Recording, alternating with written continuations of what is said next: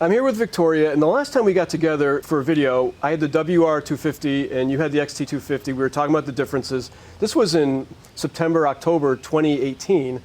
It's 3 years later, a lot has happened, and I wanted to get an update about how you're doing and how the bike's doing. Thanks, Keith. It's great to be here again after a long hiatus between videos. Keith and I wanted to put something up to tell you guys what transpired since the last video. As you may recall, the day after that last video was shot, I was in a head-on motorcycle accident with this motorcycle. I careened 25 feet through the air over the car. The bike was declared totaled, and I sustained a pretty limiting injury to my knee. I totally separated my posterior cruciate ligament. And that took a lot of time, physical therapy, and months to get over. So I was off the bikes for quite some time.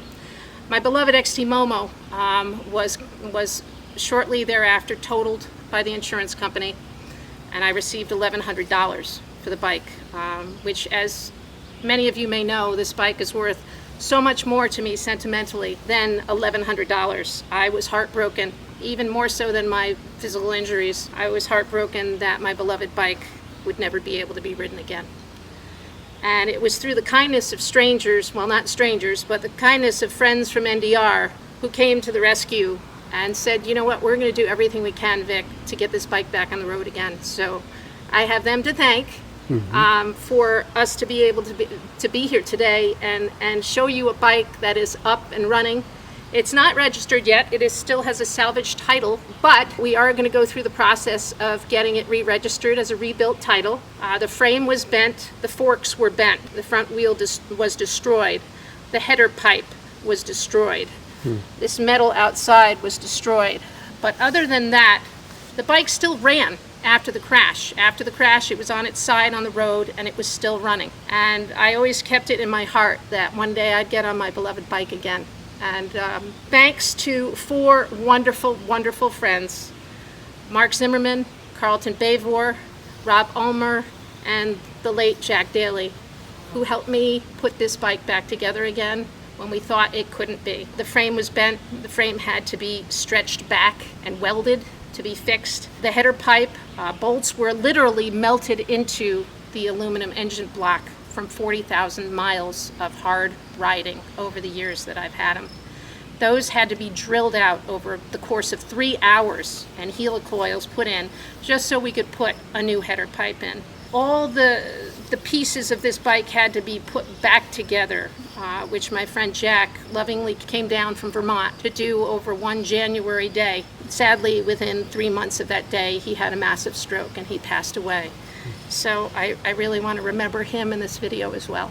Yeah, there's a lot of love in this bike, yeah, you know, and a lot of amazing times. I mean, 40,000 miles on an XT250, you've had some incredible moments and times with friends on it, so I can certainly understand why you want to keep it going.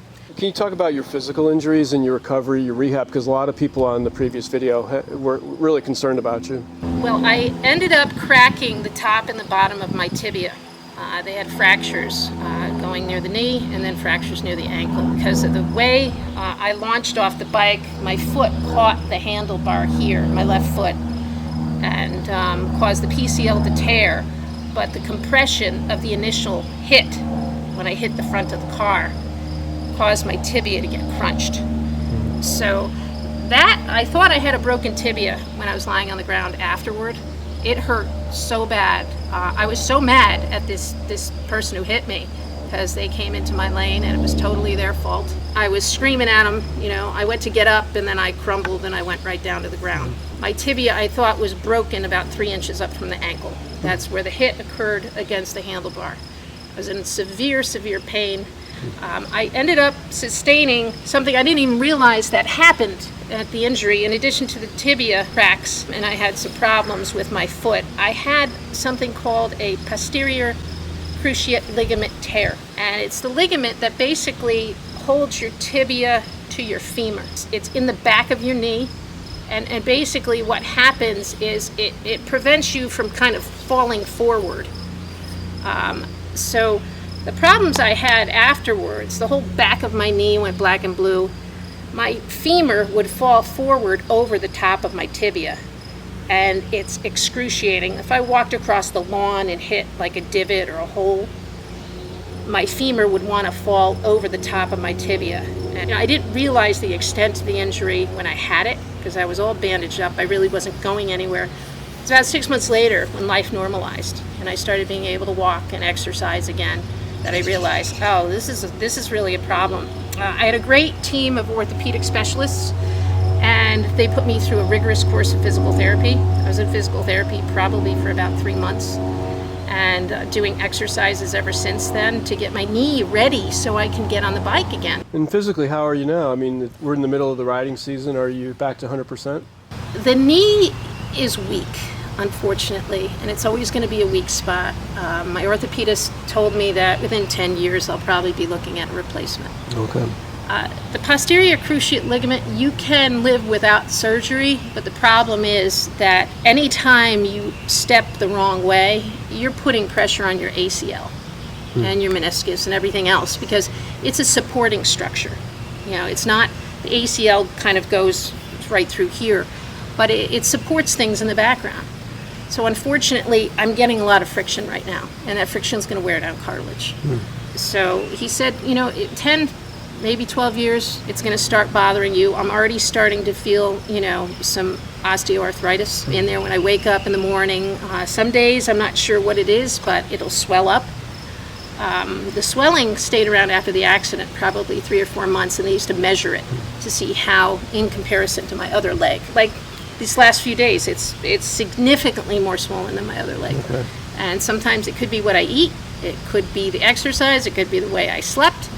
But you know what, given the intensity of the accident, I think if that's all that I have to deal with, I'm pretty blessed.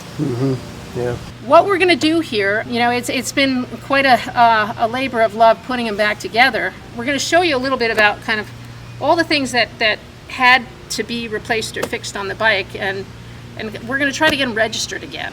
So that's pretty exciting. But the fender was shattered. The front wheel was smashed in. Several spokes were missing. The whole front of the bike, if you can look right over here, the front tire was almost rubbing up against the header. The header pipe was scrunched in against the engine. This was all mangled. The handlebars were all flipped up. They weren't bent, we don't think, but the accident kind of compressed everything up. So we had to kind of finagle the handlebars. So we bought a new set of used forks. So forks went on the bike. I had to get a header pipe, a heat shield, a fender. We had to drill out these holes where the header was connected. That was 3 hours, drilling those out and putting helicoils in. So that was, you know, God bless Mark Zimmerman. He wrote The Essential Guide to Motorcycle Maintenance, and I'm blessed to have him as a friend. And he was a sweep for NDR for multiple years, and he provided me a lot of great guidance. And Carlton Bavor, who's a dear friend, fellow motorcyclist and welder, was the one who got the frame back. And, you know, you think of, you know, this bike probably would have been only worth $300 in parts. And those guys turned it back into a wonderfully riding motorcycle. So the fact that he's going to be back on the road once we get him inspected, in the state of Connecticut you have to have any kind of salvage title bike inspected and a rebuilt title replaced before you can get a plate for him. But when we do, he's going to get a signature license plate of XT Momo. So very proud to tell the story of this bike, and also proud to keep his mileage going. This is still the original engine. This engine has not been upgraded in any way, you know, other than regular oil changes, you know, spark plugs, you know, new clutch basket a couple of times. The top end of the engine is still original. So for those of you who have XTs and are worried about how long is this engine going to last, well, here you go. Yeah. We're going to try to run this thing to 50,000 miles, and when we do, which I'm pretty confident we will, Keith will be back here again. We'll be doing another video in celebrating XT Momo. But I know this little bike has sold hundreds of Yamaha XTs, and I'm really proud of him and proud of Yamaha for building such a reliable machine. I haven't been easy on my bikes. I take care of them well, I maintain them well, but I ride them hard. And this little bike is never quipped. And this bike saved my life in 2018. The front end dove down.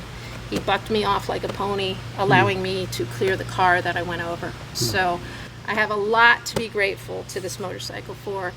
And we hope to keep doing videos. If any of you out there have questions about the XT, about the accident, or anything, Keith and I are always happy to field those. We really appreciate, all the hits that you guys have given us and all the great questions that have come through, because this really is an understated motorcycle. A lot of people, again, think it's a beginner bike, but I'm not a beginner rider. This bike has traveled with, the biggest KTMs and ripped through the forest. And yeah, it goes 73 miles an hour, but when you're in dirt roads and trails, do you really need to go faster than that? Probably not. So again, thank you everyone for all your support on the channel. Thank you for all the concern and the wonderful posts checking in on me to see how I was doing in my recovery. I can't thank you enough. And keep watching, because there will be more videos to come of XT Momo as we progress through the years. Thanks everyone. Thanks, Victoria.